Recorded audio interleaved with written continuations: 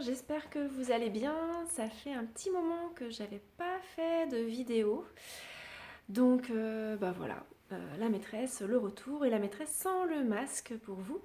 Parce que les petits copains qui sont revenus en classe, eux, ils n'ont eu droit qu'à la maîtresse masquée. Voilà. Alors aujourd'hui, je vous propose une petite séance de mathématiques sur une nouvelle unité où on va apprendre tous ensemble à comprendre un nouveau type de calcul, à comprendre la multiplication, on va apprendre à multiplier et puis on va aussi apprendre à partager en divisant. Voilà. Donc pour cette première séance, je vais tourner la caméra comme d'habitude et puis je vais vous montrer un petit peu le matériel que j'ai préparé. Voici. Alors vous avez sur la table devant vous des bols dans lesquels j'ai déjà mis des amandes, parce que moi j'adore les amandes. Voilà. Alors on voit que dans chaque bol, je vais me rapprocher de chaque bol, il y a toujours la même quantité d'amandes. Alors dans ce groupe-là d'amandes, je vois qu'il y a 2 amandes. Donc dans ce bol, il y a 2 amandes. Je vais pouvoir marquer le 2 en dessous, il y a 2 amandes. Dans le bol d'à côté, il y a à nouveau un groupe de 2 amandes. Dans le bol d'à côté, de la même façon, il y a un groupe de 2 amandes. Dans le bol jaune, on a toujours 2 amandes. Et enfin, dans le dernier bol, le bol rouge, il y a également un groupe de 2 amandes.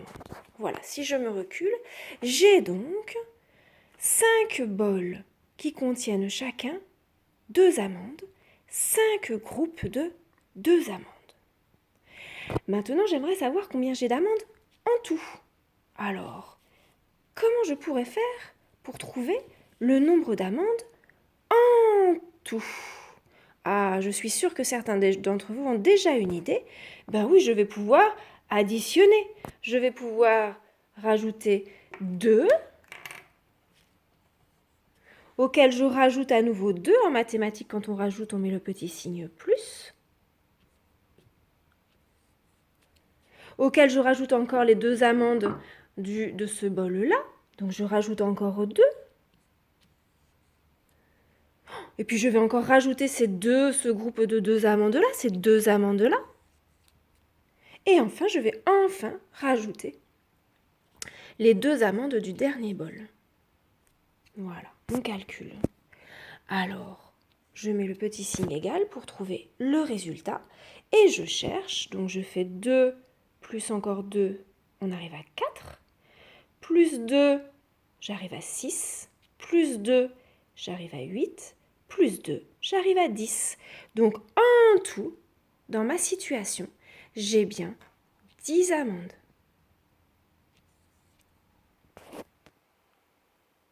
Maintenant, je peux aussi dire que j'ai des groupes de 2 amandes et que j'ai 1, 2, 3, 4, 5 groupes de 2 amandes. Donc je peux aussi écrire que 5 groupes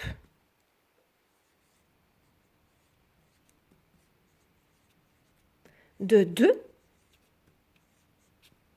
font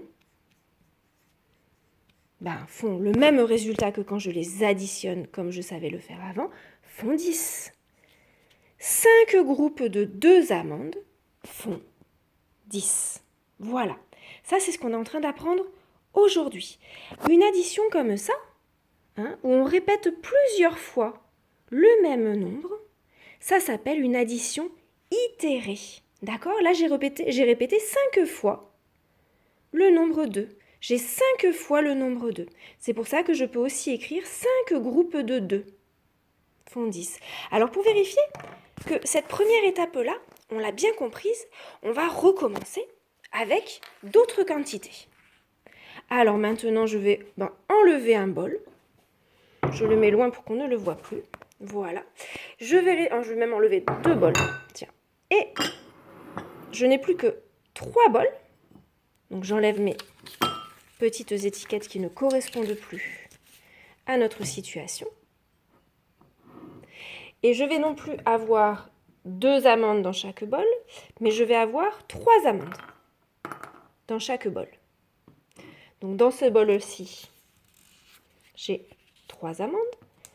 Dans le deuxième bol, 3 amandes. Dans le troisième bol, à nouveau 3 amandes. Et je cherche, comme tout à l'heure, combien j'ai d'amandes en tout. Ah, je suis sûre que cette fois, vous êtes encore plus nombreux à savoir quel calcul il faut faire. Donc, comme tout à l'heure, je vais additionner mes 3 premières amandes de mon premier groupe avec les 3 amandes du deuxième groupe, avec les 3 amandes du troisième groupe. Je mets le signe égal pour trouver le résultat. 3 plus 3 égale 6, plus 3 égale 9. J'ai donc 9 amandes en tout. Mais je peux aussi l'écrire différemment. Là, j'ai mon addition itérée parce que j'ai répété plusieurs fois le même nombre. J'ai répété 3 fois le nombre 3. Mais je peux le regarder aussi comme ça et je peux dire que j'ai 3 groupes de 3 amandes à chaque fois. Donc, je peux écrire que 3 groupes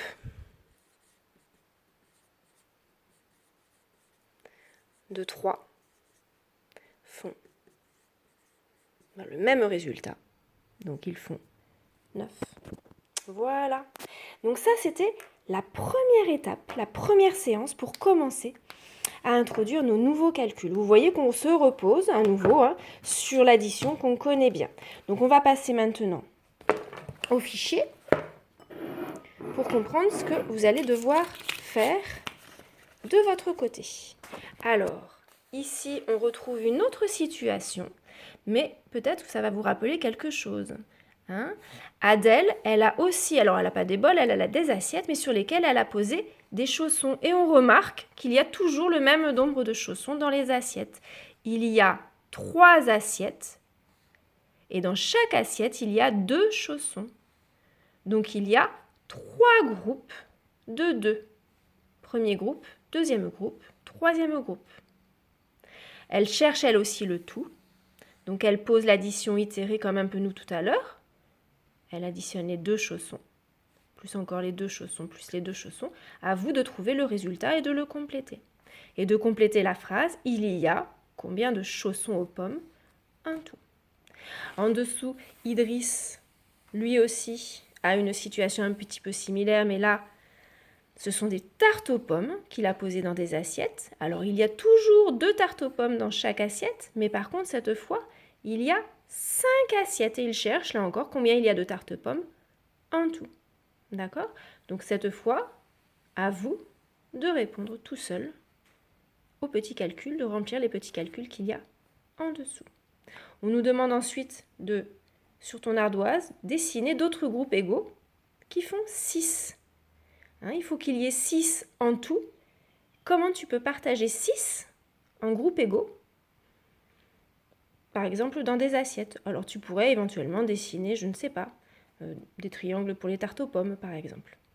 Et puis, on te demande aussi, dessine d'autres groupes égaux qui font 10. Si tu as 10 tartes aux pommes en tout, comment est-ce que tu peux, quel groupe tu peux constituer pour qu'il y en ait autant dans chaque groupe, la même quantité dans chaque groupe. Ensuite, on passe sur la page de droite et on va retrouver un petit peu la même chose que cette situation-là, cette fois avec des groupes de crayons. À toi de voir combien il y a de crayons dans chaque groupe et combien il y a de groupes pour pouvoir remplir ces petits calculs. Et à toi de compter combien il y a de crayons en tout ensuite. On fait de même avec les fleurs qui sont dans les pots de fleurs. Et on fait de même ensuite avec les perles qui sont dans chaque collier. On va considérer qu'un collier constitue un groupe de perles et le deuxième collier constitue un deuxième groupe de perles. Voilà. Donc je vous laisse remplir tout ça tranquillement et faire également vos fiches d'autonomie qui reprennent ce principe-là. Voilà. Et je vous dis à très bientôt.